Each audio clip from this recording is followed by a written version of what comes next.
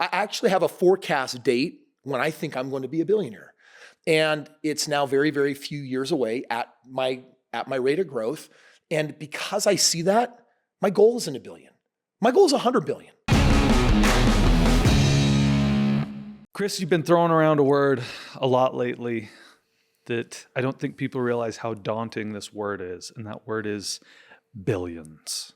It's just 1,000 millions. Yes. But can we put this in perspective? Yeah. Okay. Did you know that 1 million seconds, like measuring time, seconds, 1 million seconds is 12 days. Okay. 1 billion seconds is 31 years. Yeah, it's a lot bigger than 1 million. It's 1,000 millions. It's massively bigger. Yeah, it's a very, very difficult to comprehend number for sure. So how many billionaires are there in the world? I don't know, but I think these days, there's a billionaire born every 50 seconds or something. I mean, it's becoming more and more prevalent if you think about it. They're out there. So where should someone put their sights though? I mean, what are the chances that someone becomes a billionaire? So it's interesting. It took me 4.5 years to become a millionaire.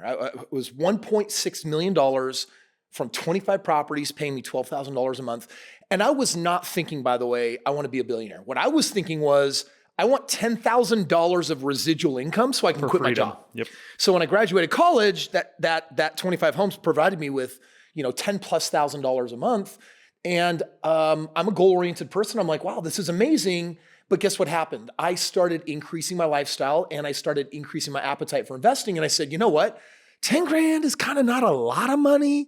So then I'm like, okay, let's just double things every year because that's what I had been doing. So that next year I went from 25 to 50 homes, then 100 homes, then 200 homes, then 500 homes. And I started playing this bigger and better game. And eventually it was like, oh, okay, the first million was definitely hard to create. The second million, that wasn't hard at all. That was just now duplicating a system that felt like old hat. It was easy. So when people say that first million is the hardest, and then I go so far as to say that making the next 10 million was not harder than the first million. I think it was actually easier in retrospect because look at what you have to do. You are lacking skills, you're lacking abilities, there's trial and error, you don't know what you're doing, you're screwing up. Every time there's a foot forward, there's 10 steps backwards. So getting to that first million says a lot about who you are. Can I give you some more daunting math? I've just been playing over here. Okay. Forbes found that there's roughly 2,668 billionaires in the world right now. That's pretty awesome. Divided by 7 billion people, that means you have, and I had to turn my phone sideways to be able to read it, 0.00000038% of the population has $1 billion. Yeah. Yeah. So come on, man. Doesn't that say pipe dream? Well, first of all, I don't know if there are people out there that actually say, well, I want to be a billionaire until they get to a certain level, right? If you've made $1 million, you 100% can comprehend 10 million, maybe even 100. Yeah. If you've made 10 million, you can easily comprehend 100 million. Carson, if you can comprehend 100 million, just 10 of that 10 more times, is $1 billion. So it's kind of a game of growth. This year, my net worth is increasing multiple 9 figures.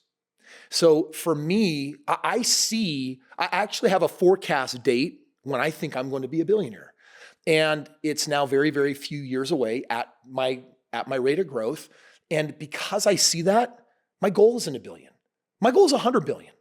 Warren Buffett made his first billion at 55 years old using his investment philosophy, and now is worth $88 billion. And obviously he's given a lot of money away. He's one of the world's wealthiest. He's no longer the wealthiest, but there's a philosophy of how he got there. So I think this conversation should turn more into what is the map of how you graduate into the levels? Because we get stuck along the way. Human beings hate, for the most part, change. The few who become iconic change makers in the world actually have a love affair with change. They love change. Mm-hmm. I love change. Change, anything that you want that you don't have is unachievable unless you change. So you can resist it, you can have friction against it, or you can lean into it. I love change. I want to freaking eat change for breakfast, lunch, dinner, dessert. Change is the secret to everything that you want that you do not have. Different isn't always better, but better will always be different than what you have. Yes. So something has to change if you want to So let improve. me share what that something is. And I think I know exactly what it is. Look at this map. So I don't care where you're at financially. You're somewhere in the journey that I'm about to lay out for you. There was a time when I got Kiyosaki's book on cash flow quadrant, and I'm like, oh, if you're an E, meaning an employee, you're screwed because you're trading time for time for money. There's no amount of time that you can work that will make you enough of the millions that you need at retirement. For example, average person age 65 has $200,000 in their retirement, and then they've got some equity in their home. Well, you take $200,000 to a financial planner and say, hey, how do I live off of this, off of the interest of this? What's the most interest that you can give me that won't eat the principal? And they say, well, it's an annuity, 3%. I'm like, cool, 3% on 200,000. How much is that? Well, that's $6,000. Oh, a month? No, a year. So you're like, well, how much is that? How much? That's $500 a month. I was like, oh, suck. So you're telling me I needed $3.1 million in an annuity just to make $100,000 a year because at the age of 54, I'm going to hit my peak earnings potential of $94,000 a year. And if I want to maintain that lifestyle, then I need $3.1 million. Suck. Well, and I got news for you, Kris. $100,000 ain't what it used to be. No, that was me getting $10,000 a month and being like, this is it. This is what I got. So here's the graduation model. If you're an employee, there's nothing wrong with being an employee. The world needs you, but there's only two graduation methods out of that. The first one is to become an investor. Now, to become a passive investor, you need to be earning and saving your money very aggressively so that you have something to invest. Yes. People start all day long as employees like I did, and then they buy real estate or they invest in other things. Or if 7 years ago you had bought Tesla, put $10,000 into that, it would be worth, pretty penny. A lot of money today, right? Hundreds of thousands of dollars. So there's ways of investing yourself to make that first million or millions of dollars. But the other option, frankly, is when someone realizes that the other graduation methodology is to own a business. And here's the confusion point. You're so happy when you graduate from being an employee, but you exchange it for a business, and you're the operator. You eat last, you get paid last, everyone gets paid first, and you're wearing multiple hats, which means you're probably not trading a 40-hour W-2 for a 40-hour operator job in your business. No, you're probably working double, sometimes triple that, and making less money. Well, and isn't that what Kiyosaki calls owning a job? You don't have a job. Yes. You own a job. So you need to actually transition from being an operator to an owner. So there are many entrepreneurs listening to this right now, and right now they're like, oh my gosh, I've hacked business. I'm now making $100,000 a year. I'm making $500,000 a year. I've made it. I got out of the rat race. I got out of the employee thingy. I've got more money to invest in. How are they trapped? Until they're no longer the CEO and they become the chairman or the chairwoman over their company, they're owned. So the goal is to always unmortgage yourself. So how you unmortgage yourself from being an employee is by becoming an investor or an owner of a business. If you're the CEO, everyone's like, there's a significance thing. It's like, dude, I'm so important. Hey, I'm the founder, president, and CEO, and tell us what happened on Friday. You had a meeting where this came up. I heard about it. Wait, I'm trying to remember what we're talking about. You had some people come in town. We're probably going to invest with them. And you told him that he's not the CEO anymore. Oh, yeah. Yeah. Okay. You heard about that. I'm like, I love you, brother, but there's only one way I'm doing this deal with you. You're fired. Like, you've got to. And what was his reaction? Well, he kind of looked at me deer in the headlights. I said, first of all, that dude over there, that's your CEO. It's not you. You're getting in your implementer's way. So you need to become the chairman, which means get your time back. He's like, what am I going to do with my time? I'm like, you're going to do the one thing that grows business. You're going to be the general, the strategist that works on the business instead of freaking in the business.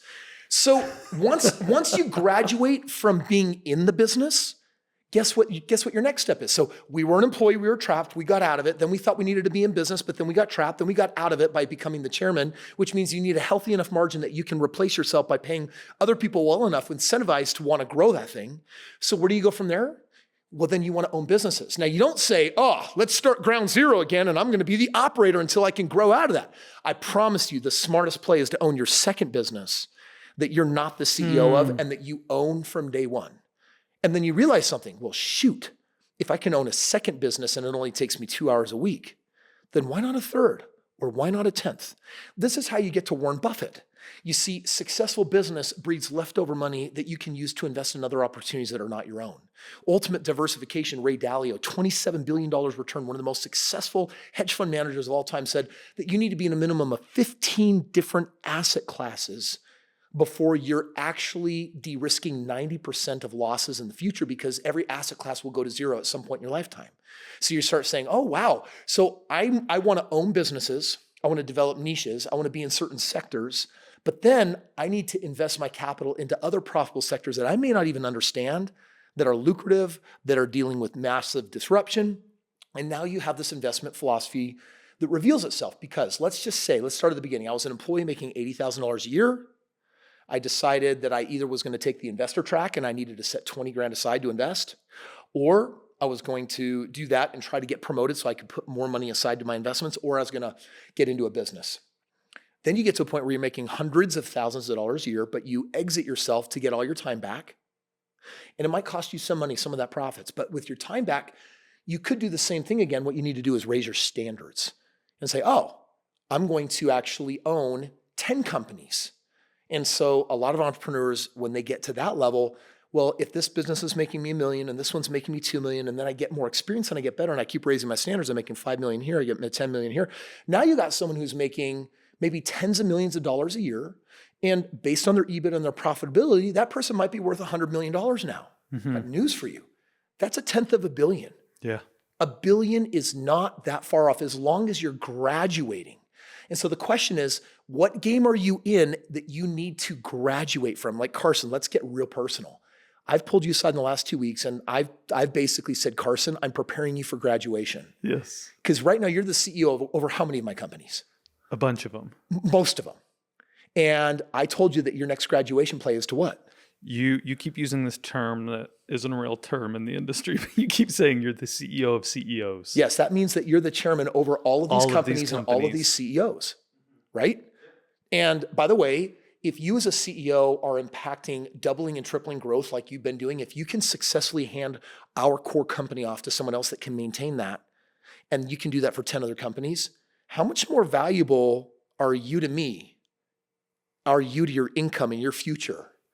I mean, it's huge. It really is huge. It's massive.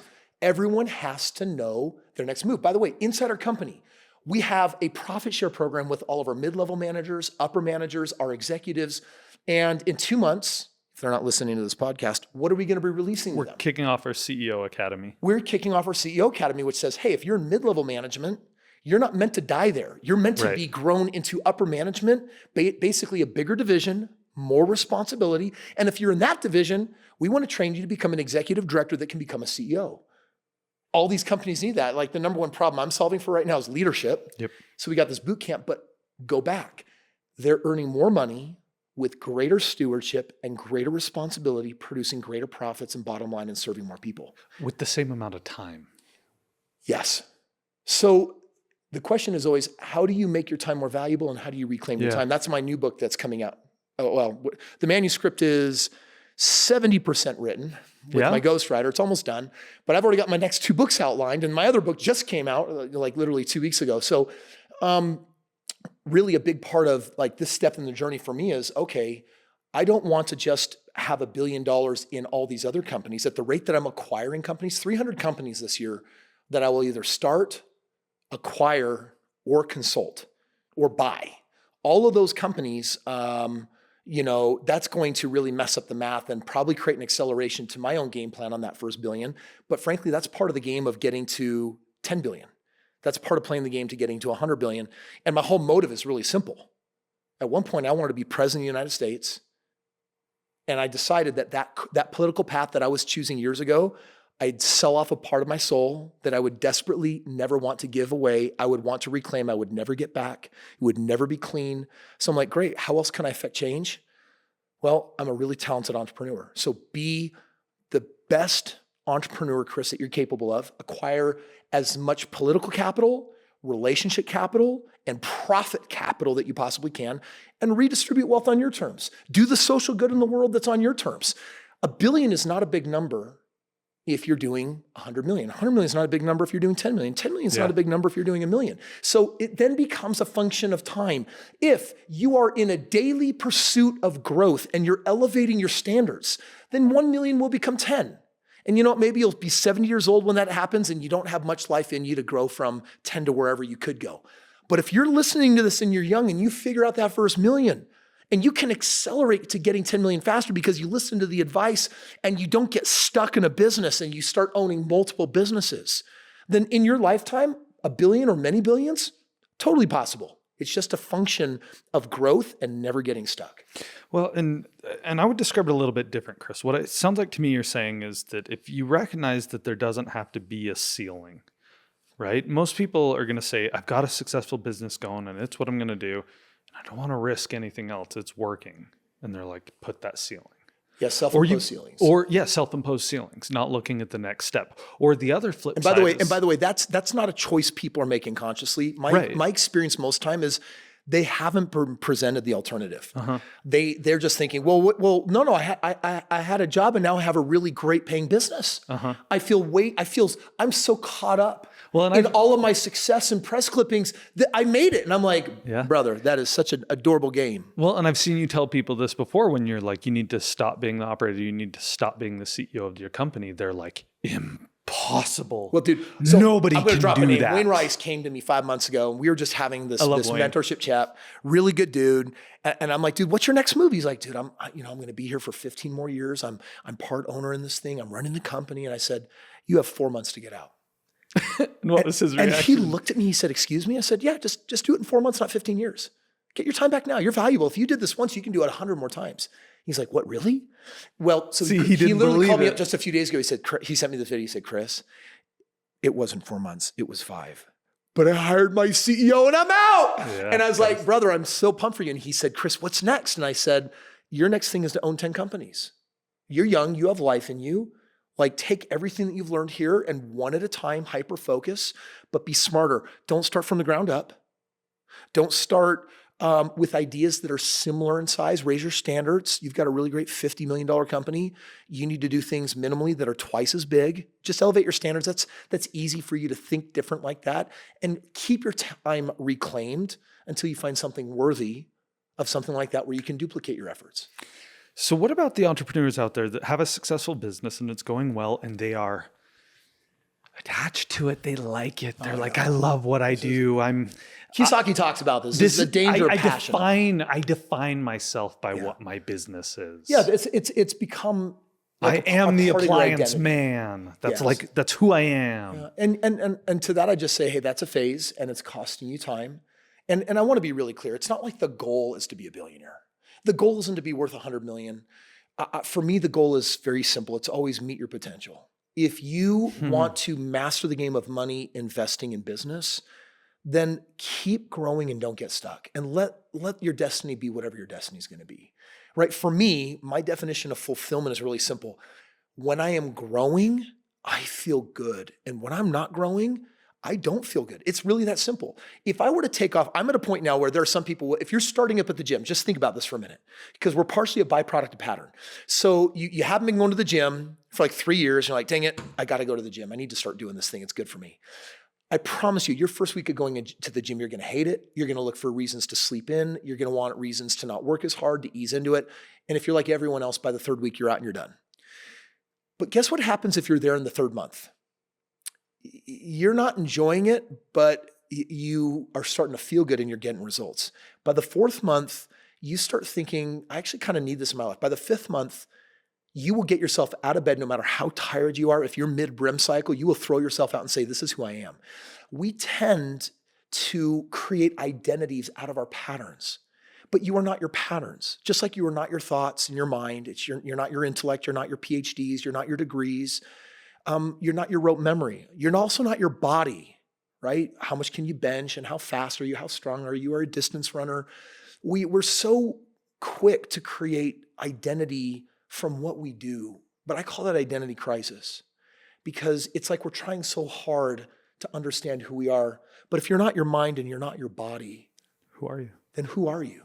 Well, to me, we are infinite, priceless children of God that are put on this planet with different skills and abilities to grow and meet our potential. And when all of us are striving for that potential, we're solving all the social woes that exist in the world. We're serving and helping each other. We're mutually receiving benefit from that. Ayn Rand wrote that great book, Atlas Shrugged. And if you haven't read it, it's a big thickie, but it is totally worth reading. And what I love about that book is she's this Russian economist that was predicting a horrible American future. It's this dystopian America where all of the brilliant, smart, inventors and economists and business people were being so mistreated by their own government, by the political parties, because the world, America in this fictitious novel, in this fiction had become so entitled to the things that they had. So the rich people ended up burning all their stuff to the ground and said, if you won't let me have it because of how you're trying to tax and take it away from me, then no one can have it. And literally they started disappearing. And I won't give you the end away because if you're going to read the book, but bottom line is they all disappear and America goes like to pot. It's over. It's donezo. Turns out we needed these people. And Ayn Rand was trying to make this point. She was trying to make a point that altruism, does it really exist? Because when you do what's best for another, how can karma not kick that back over to you? How can it not come full circle and actually benefit you? We're here on this planet to grow. The greatest results, the greatest trophies, the greatest success is reserved for those that push themselves to grow the most. You may not be talented in business, but you may be a beautiful and incredible musician. You may not be really great at music, but you might be brilliant in dance or art or some other vein. We've got to meet our potential. And when we get stuck, we're not happy because how can you be fulfilled when you're not meeting the measure of your creation? For me, that means that I can't be a successful business owner that lives toes up on a beach 24/7 without working. I've tried it. It's miserable for me. Most can't last But more I have than to a ask, week. Kris, is that just your pattern? What if you just don't work for 5 months? Will you acclimate to it? And then I have to remind myself that my identity is not what I do. So the question that we should be asking is, why am I here on this earth? And I get we're like, how did we go from could I not be a billionaire to what is the purpose of life? But very quite literally, if you get in tune with what fulfills purpose, and then there's unmet potential and you strive to meet that potential, you'll become the best at whatever you're supposed to be. For most people, my belief is that you should master the game of money. There are some skills that everyone benefits from learning, and they're not full-time jobs and they don't require college. It requires mentorship, reading good books, and practical application.